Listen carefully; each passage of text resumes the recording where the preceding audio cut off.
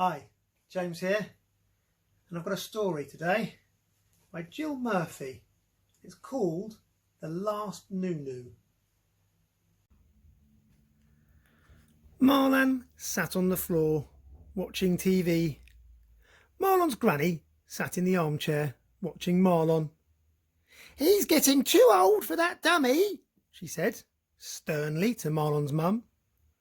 "It's a noo-noo," said Marlon. "He calls it a noo-noo," explained Marlon's mum. "Well, whatever he calls it," said Marlon's granny, "he looks like an idiot with that stupid great thing stuck in his mouth all the time." "He doesn't have it all the time," soothed Marlon's mum. "Only at night or if he's a bit tired. He's a bit tired now, aren't you, pet?" Said Marlon. "His teeth will start sticking out," warned Marlon's granny. "Monsters' teeth stick out anyway," observed Marlon.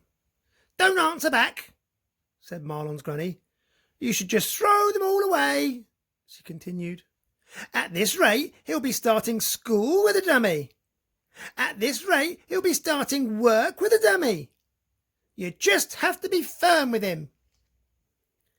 "Well," said Marlon's mum, "I am thinking about it. We'll start next week, won't we, Marlon? Now you're a big boy, we'll just get rid of all those silly noo-noos, won't we?" "No," said Marlon. "You see," said Marlon's granny, "one word from you and he does as he likes." There was no doubt about it. Marlon was a hopeless case. Marlon's mum decided to take drastic action, and she gathered up every single noo-noo she could and dumped them all in the dustbin 5 minutes before the rubbish truck arrived. But Marlon had made plans just in case the worst should happen. He had secret noo-noo supplies all over the house. There was a yellow one down the side of the armchair, a blue one at the back of the bread bin, various different types in his toy ambulance, and his favourite pink one was lurking in the toe of his Wellington boot. His mother and granny were astonished. They could not think where he kept finding them.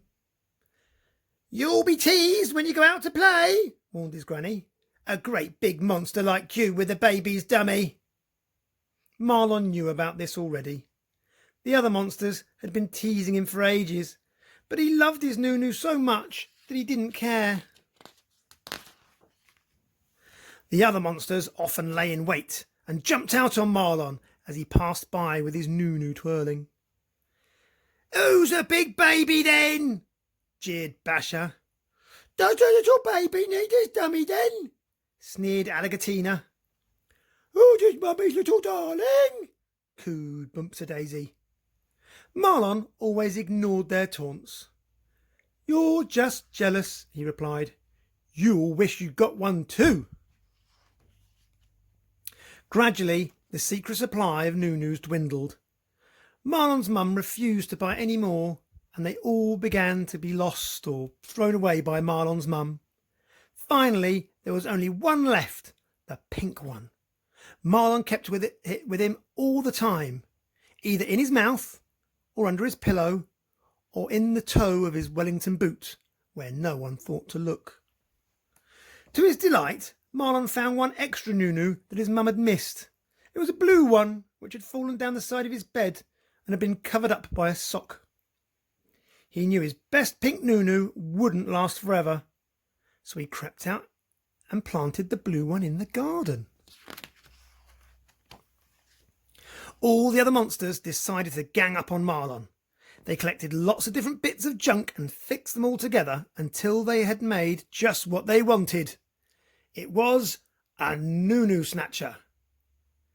Then they waited behind a bush until Marlon came past with his pink noo-noo twirling. "Here he comes," says Alligatina. "Grab it," yelled Boops-a-Daisy. "Now," said Basher. With one quick hooking movement, they caught the ring of the noo-noo with the noo-noo snatcher and pulled. but Marlon clenched his teeth and held on. Monsters have the most powerful jaws in the world. Once they've decided to hang on, that's it. Marlon hung on. The monsters hung on to the Noo-Noo snatcher, and there they stayed, both sides pulling with all their monster might.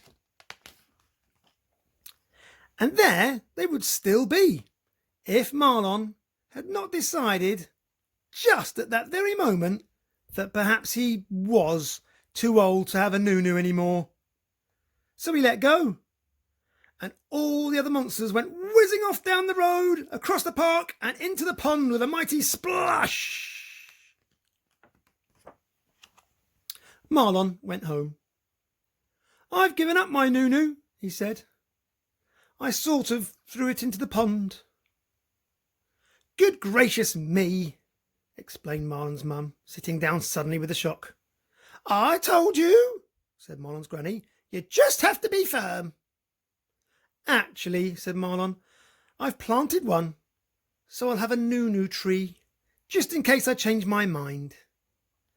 "That's nice, dear," said Marlon's mum.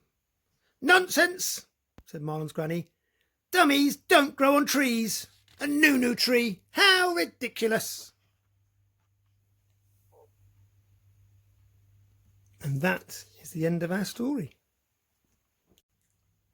Ooh, don't think I need this anymore. Until next time, bye now.